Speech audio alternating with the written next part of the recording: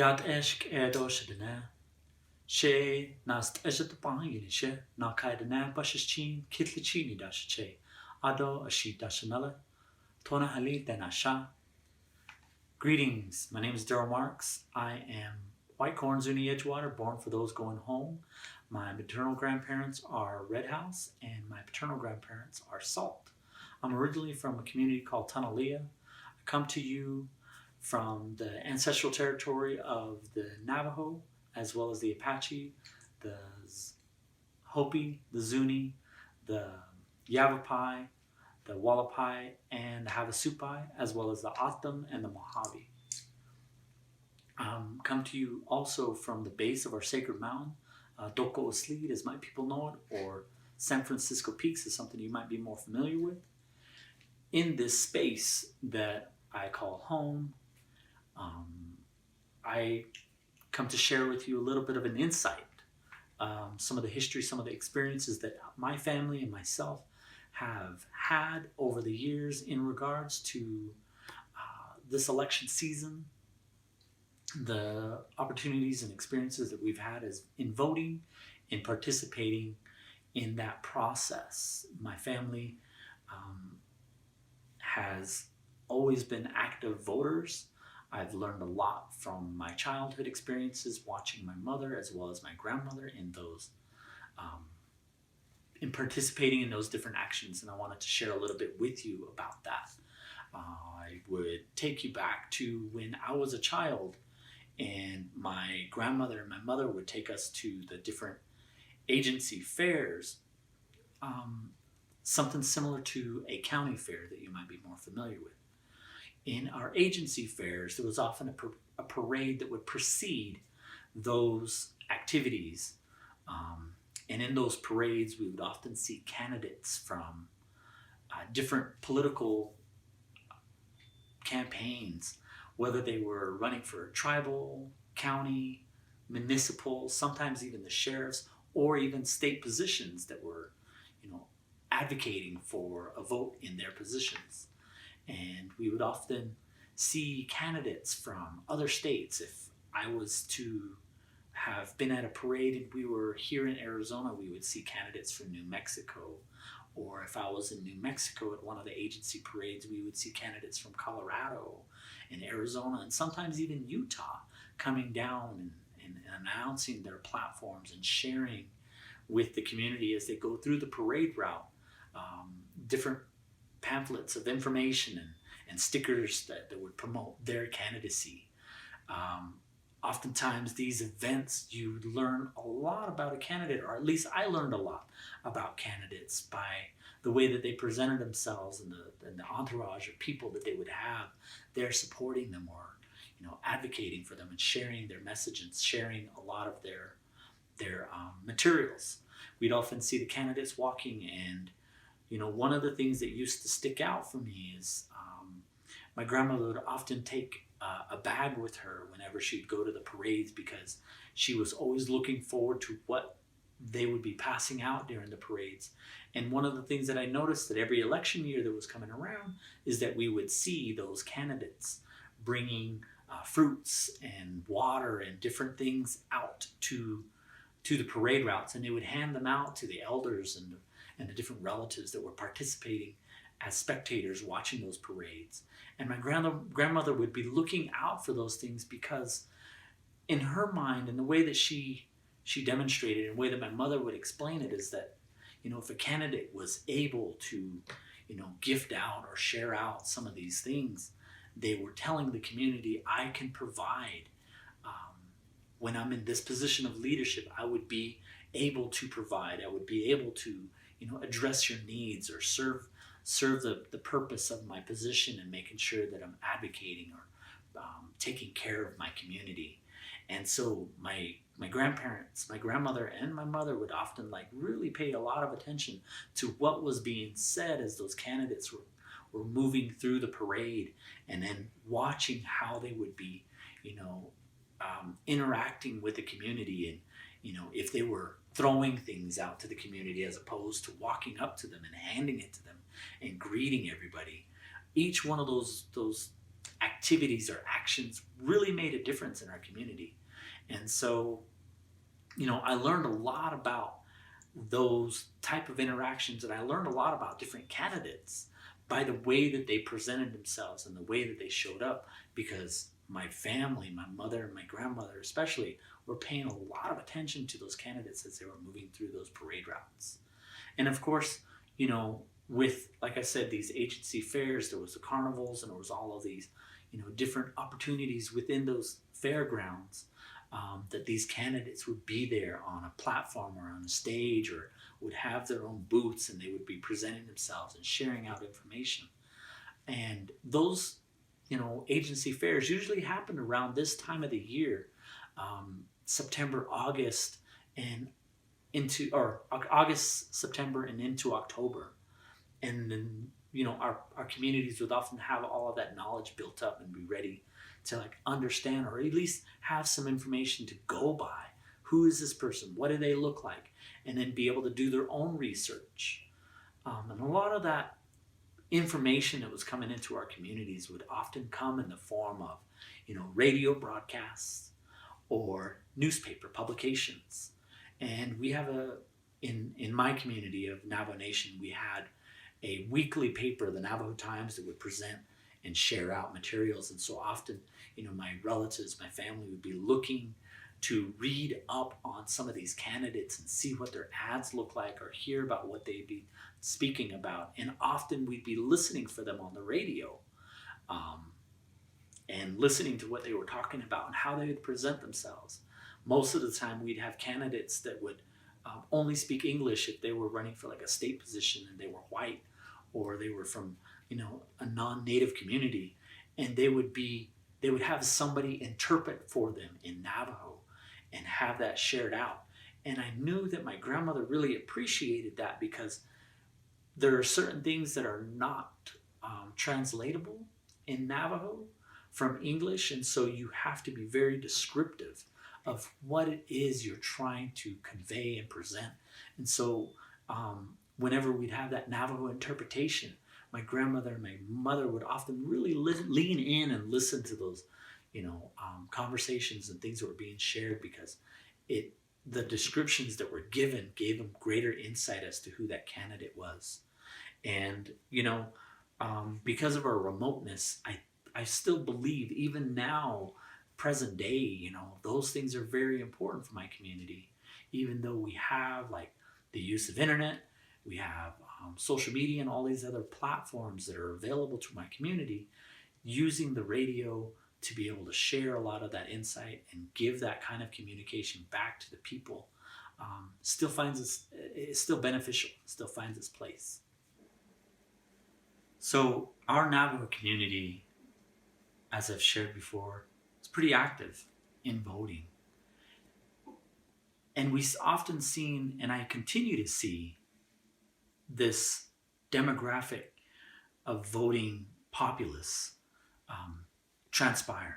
And it's usually our elders that are the ones that are voting in larger numbers. And I think that's because a lot of our younger generation often find work off reservation, outside of our nation itself, or outside of our state boundaries sometimes. I know a lot of relatives and family and friends whose parents were working out of state, especially around this time of the year, and often couldn't make it back to vote in the tribal elections, and then sometimes would often show up that they wouldn't make it for a county, state, federal election. But our population has shifted over the years, where there are a lot more younger people, a younger generation of Navajos than there are our elders. And in my own home community, I know it's our elders that are the ones coming out and voting in larger numbers. And so I've seen, through the use of all these medias and the use of these different platforms, where the candidates and their messages, or these referendums and everything, were often targeting our elders and getting that information directly to them in a form that they'd be able to digest, which is why we'd hear them on the radio, or we'd see them in the newspaper, and they would make sure that they were advocating or identifying with our elders in those publications and those different platforms.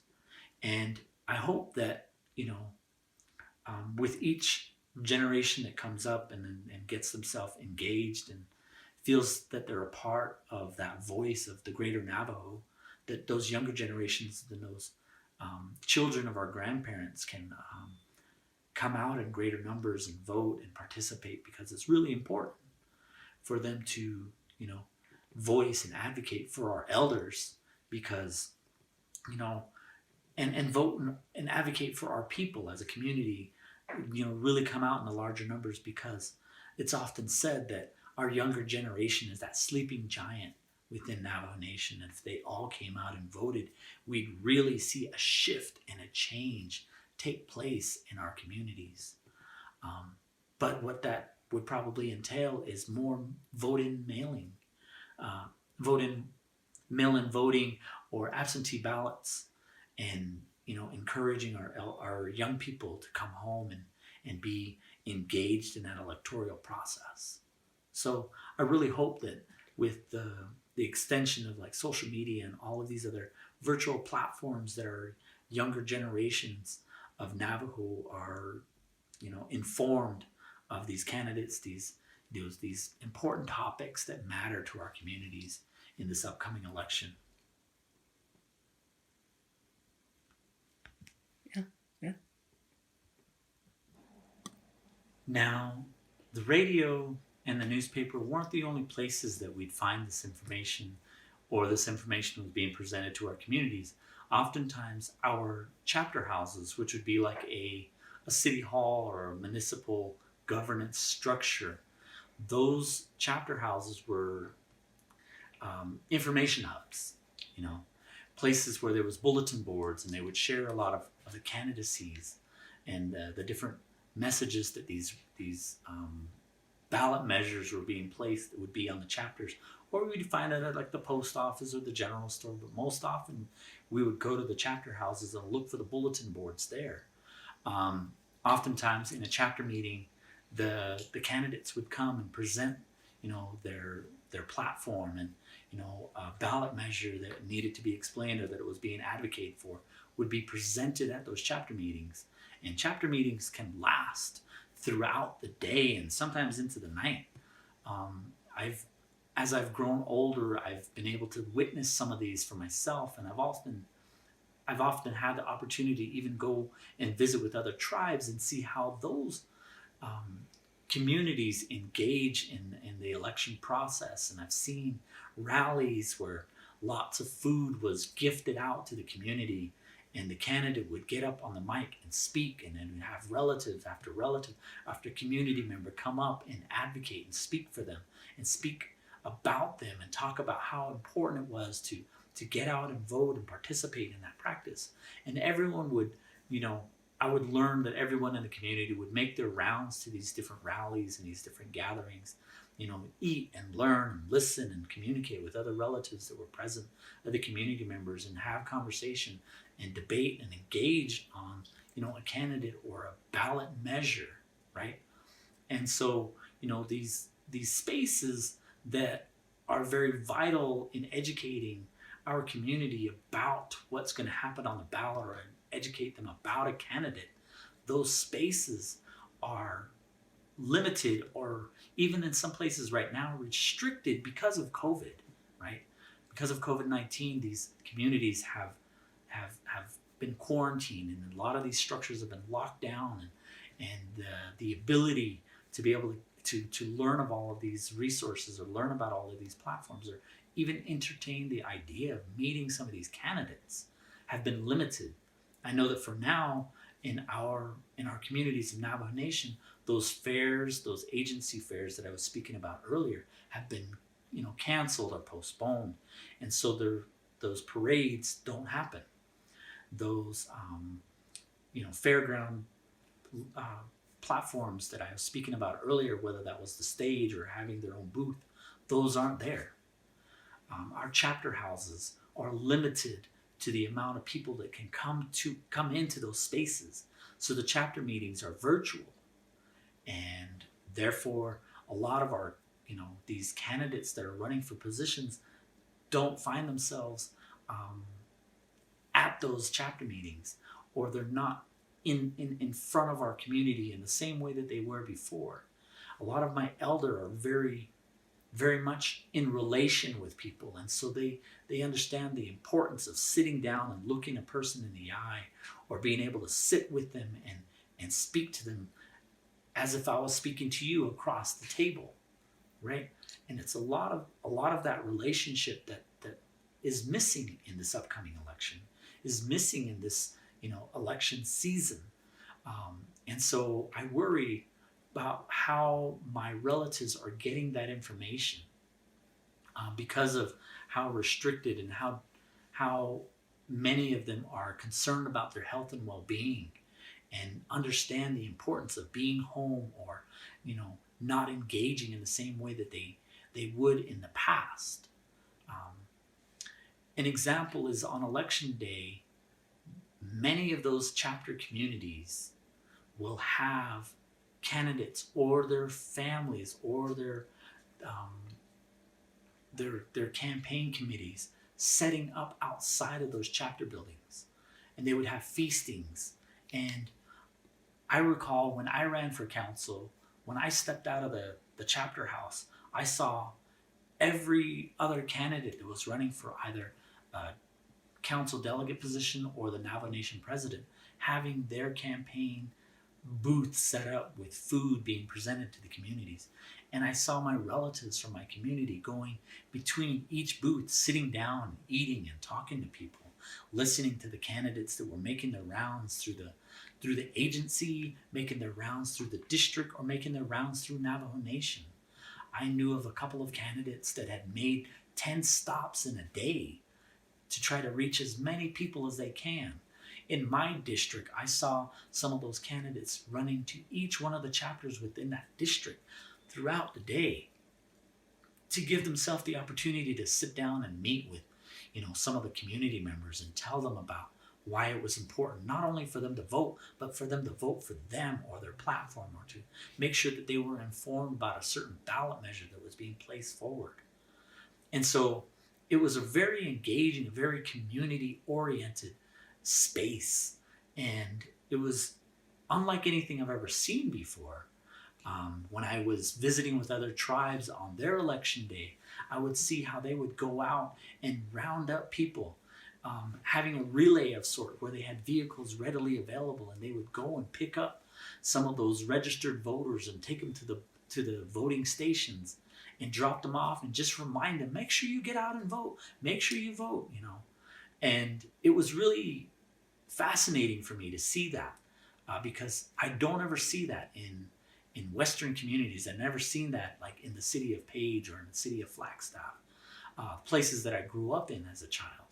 And so, seeing how engaged and how exciting election day was for some of these tribes, including my own, where everybody was making sure that they got out and vote, and they made it to the voting stations of their district or of their region, was really important. And it's quite interesting for me because, like I said, I grew up in Page, and I have family that live in Page, and my home community of Tunalea is about 50-something miles cross country from Page.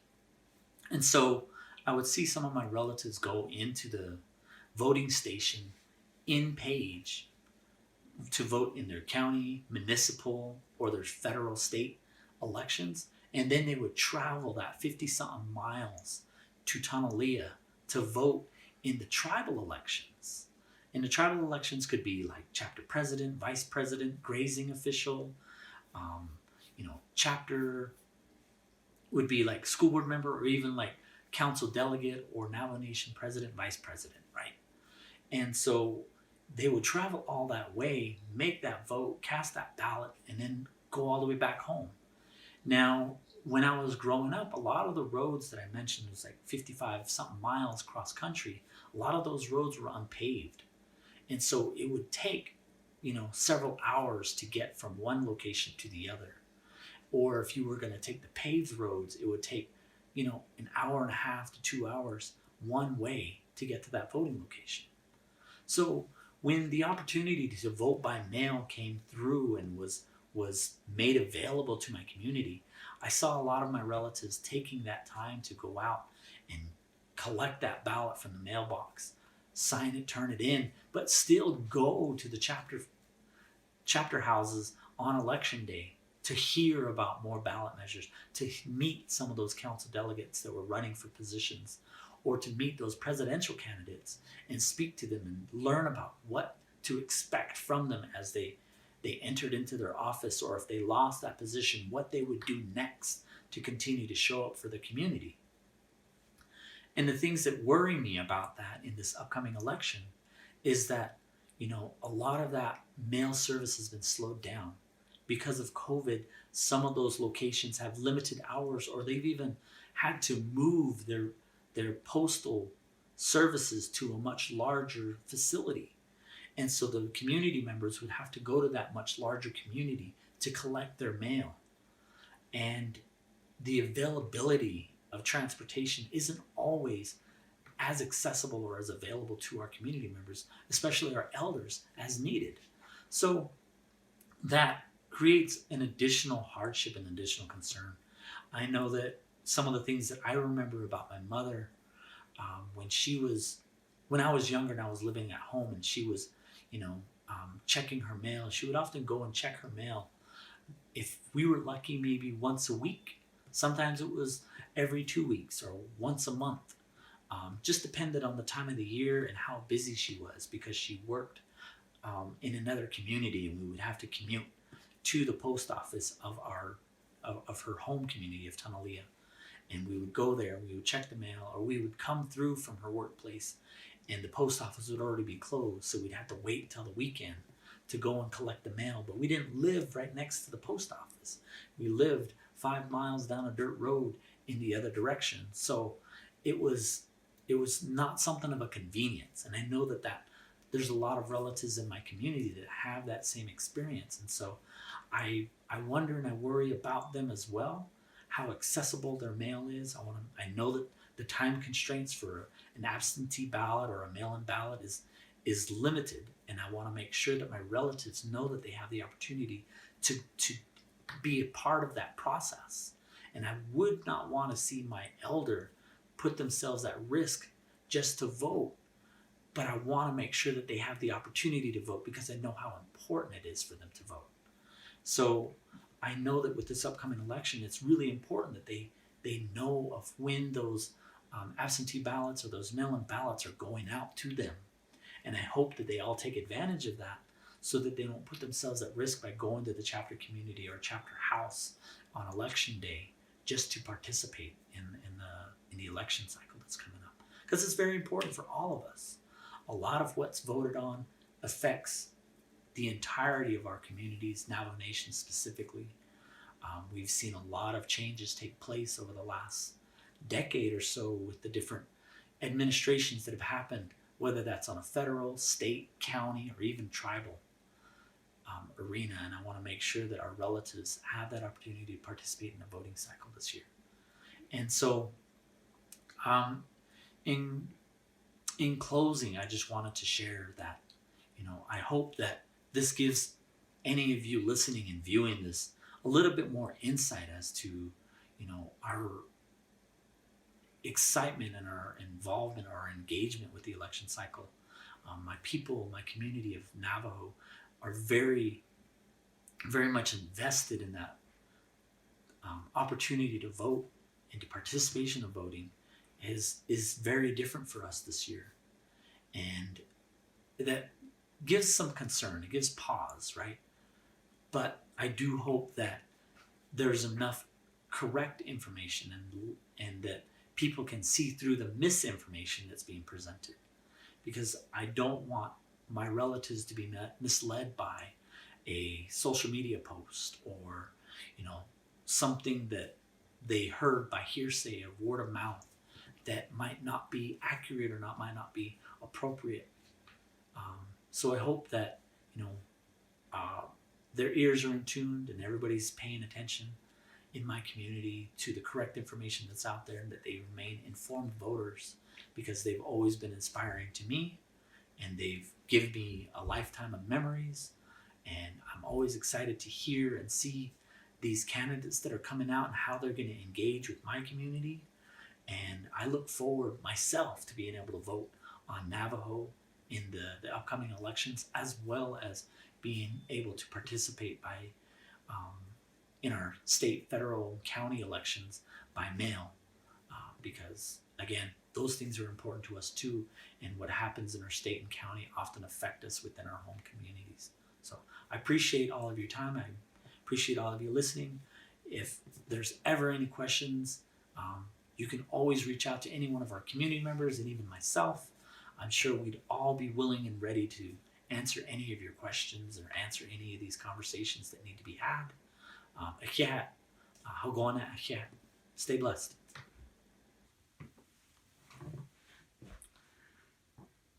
Yade shike aro shidene. She tohanen deshan tabaha bashing ashi dashiche. Na kaidene dashinal. She Mackay Marks in Hashem. So, an introduction in the way my grandmother taught me. I am near the water, born for Edgewater. My mother's mother is Red Bottom people, and my father's mother is the people coming home. I am Mackay Marks, and you just heard from my father.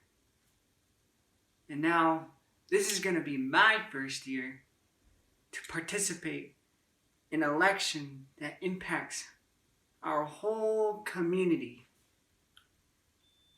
It's more than tribal, it's more than state, and it's more than federal. It is about the issues that pertain to each and every one of us as an individual. And I get to experience that the first time, especially as a youth of the people. And I've grown up all these years learning about issues that pertain not just only to me, but to my relatives, young or old. And now it's very vital that we come together as a community to voice our voice and to elect and vote for individuals, for platforms that represent and reflect our community, our values, and our convictions. Because sometimes people don't see the way we see. Sometimes people get ignored. We don't need that right now.